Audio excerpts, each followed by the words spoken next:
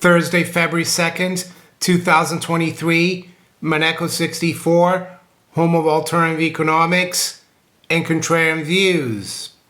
Today we're going to look at how financial repression is going to continue to extract wealth from savers and the public in general. Before I start, of course, I like to say that we got back last night from Switzerland. We had a very good time, and it's good to be back home though.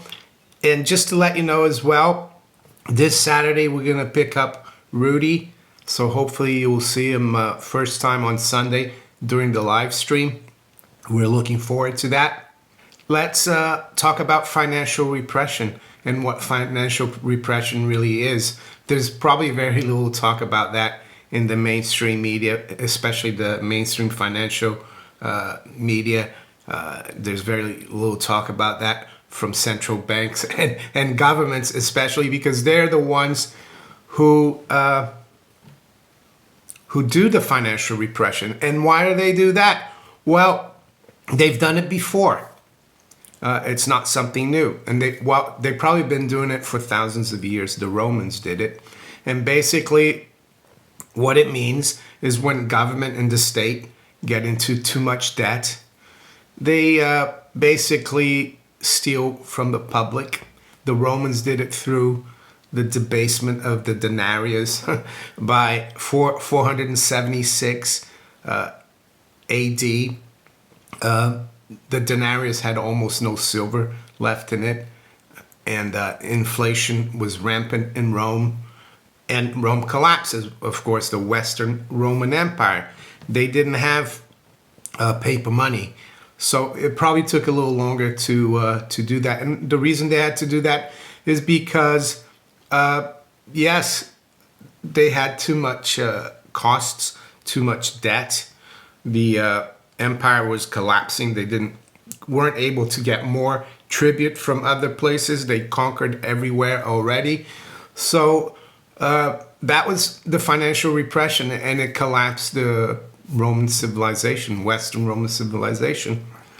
Same thing happened here in Britain. It has been happening, I would say, since 1914.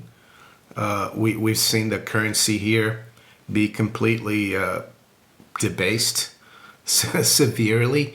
I mean, an ounce of gold used to be just over £4. Now an ounce of gold is making all-time highs, I think, this morning. So the currency becomes worth less and less. But it was especially pronounced as well here after World War II. And they instituted policies like capital control, so you couldn't protect your savings. They try to keep interest rates artificially low. They did that in the US as well, with yield curve control, I think just after World War II. They're doing it in Japan right now, where you're seeing CPI almost at 4%, but their rates are still stuck near zero.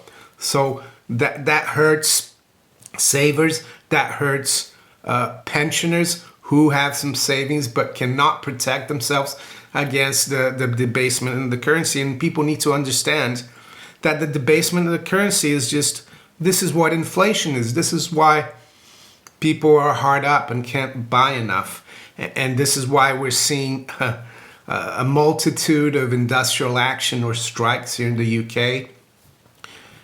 Not because people like to strike and disrupt our lives. It's because the currency they're getting paid in is becoming worth less and less. By the way, my wife and I were really lucky because we took from Heathrow the new Elizabeth line, and they weren't on strike, so very lucky there. I think the rest of the rail system was on strike. So yeah, that's financial repression, and also for not just the general public and pensioners, but even for people who have a good amount of savings. For example, right now, as of today, of course, the Bank of England is probably going to raise rates from 3.5% to 4%. The ECB as well is going to raise from 2 to 2.5. But I just checked my savings account at NatWest, and it's still only paying 0.65.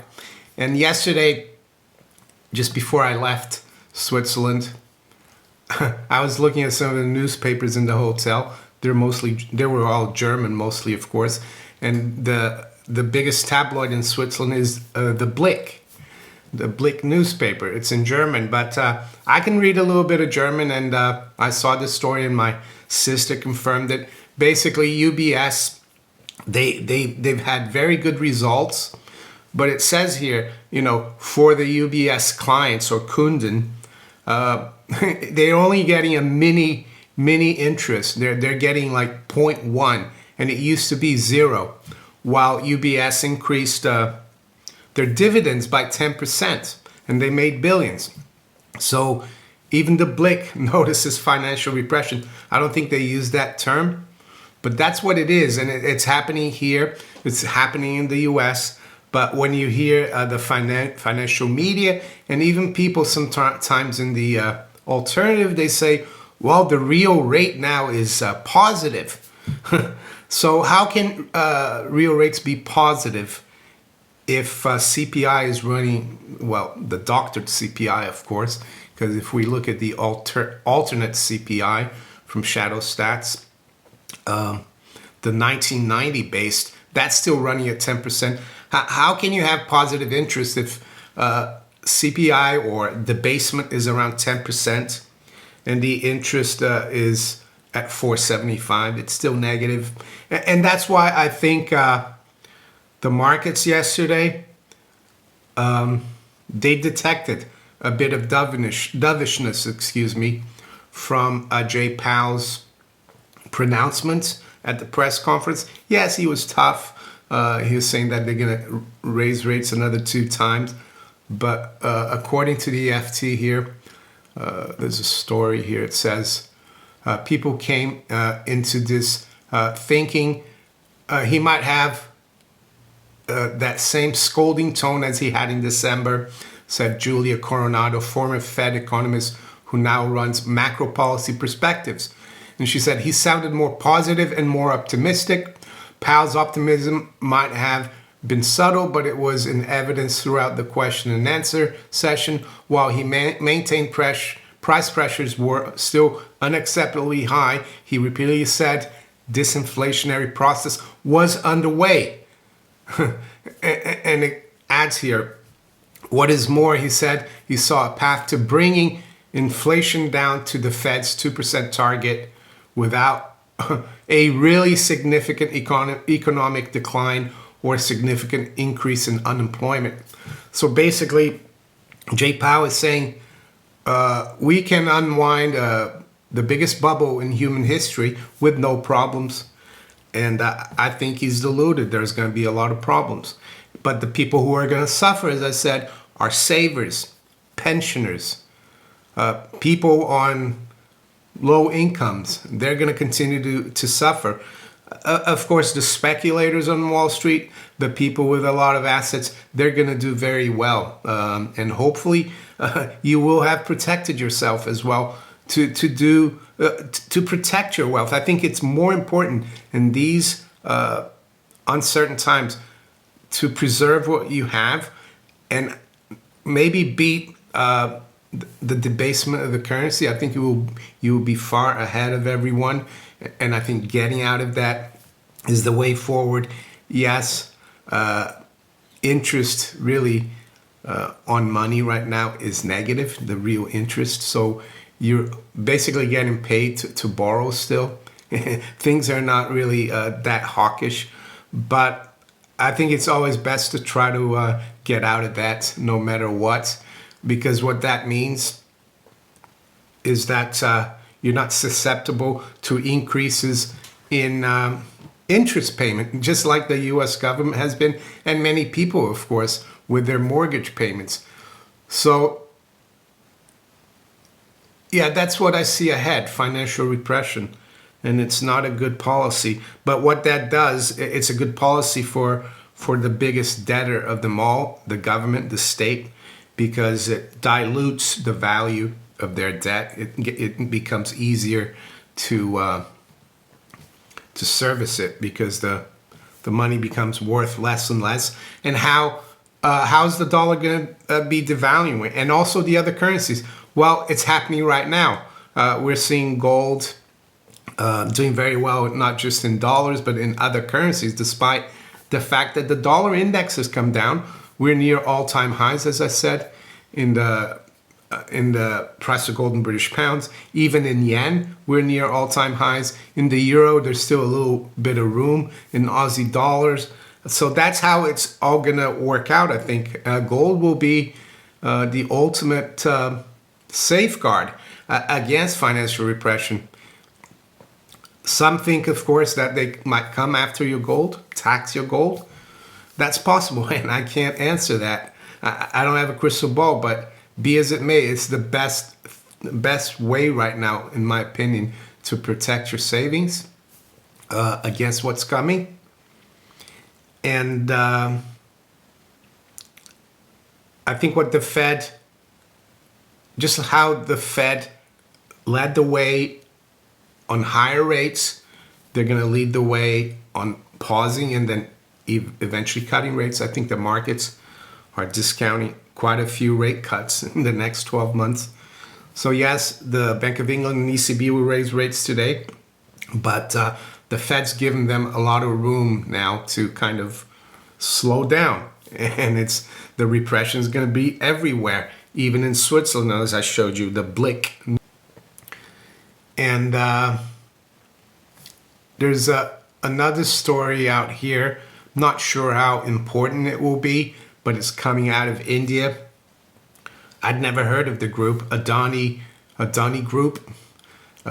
They've been under pressure. It's a conglomerate in India, and their market cap has been hit by it's lost $100 billion worth. Adani Group, as you can see here, this is the chart in the Indian rupee.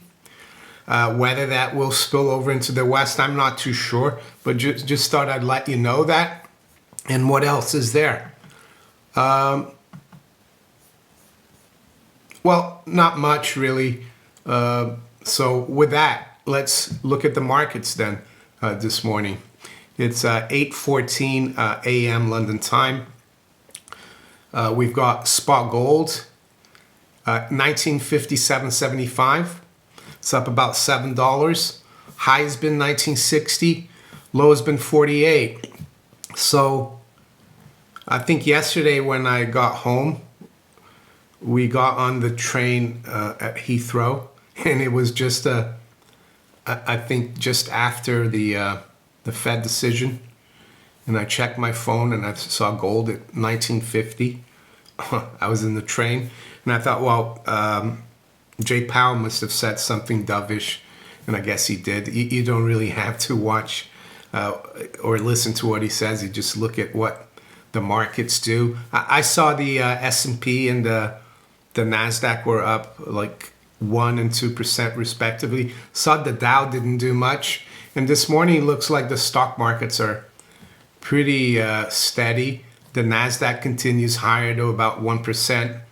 What about silver? Well, silver's gotten up to 24.430. Silver has been frustrating.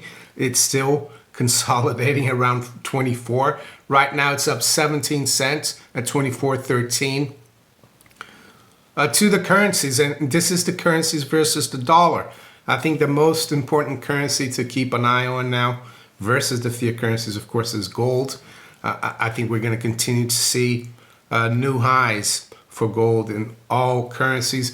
The dollar was still about $125 from the all-time highs, but I think that will be broken quite soon. So sterling is up slightly, about an eighth, 123.89. The euro as well, up an eighth, just above 110. Remember, the euro was below 1.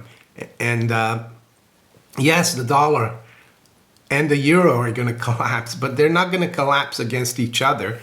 They're going to collapse against real money. That's what people need to understand. The dollar is down a third versus the yen, 128.58. Swiss franc is still quite strong here.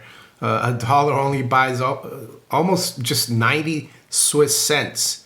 I mean, that's not good, but from what I saw, my sister was saying the Swiss are doing quite well. They're flush with cash. They're traveling a lot. So that's benefiting them.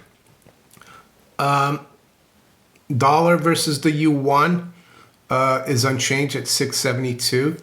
Let's check out the ruble.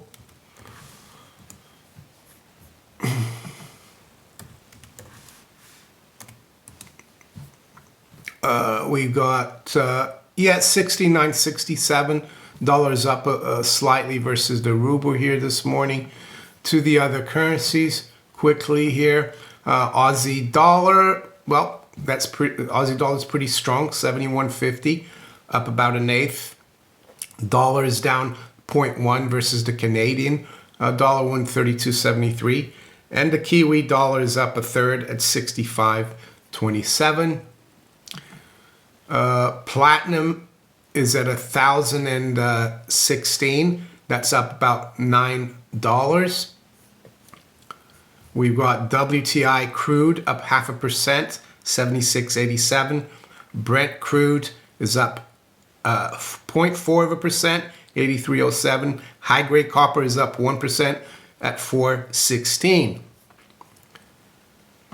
The 10-year yield is at 3.41. That's unchanged. So yields didn't move that much yesterday. So yeah, not much of a reaction. The yield curve is still heavily inverted in the US. As for the Japanese 10-year, it's now testing that 0.5 level. Right now it's at 0.492. And UK yields are down as well this morning. The 2-year is down like almost 8 basis points at 3.34. And the 10-year is at 3.25. So what I think is going to happen, it's going to reinflate risk assets. It's probably going to keep real estate going, despite the fact that mortgage rates are still relatively high compared to 2 or 3 years ago. But yeah, it's financial repression, guys. That's the name of the game. And I'm afraid I don't have better news. In an ideal world, you should be getting like 12-13% interest on your money, but you're not.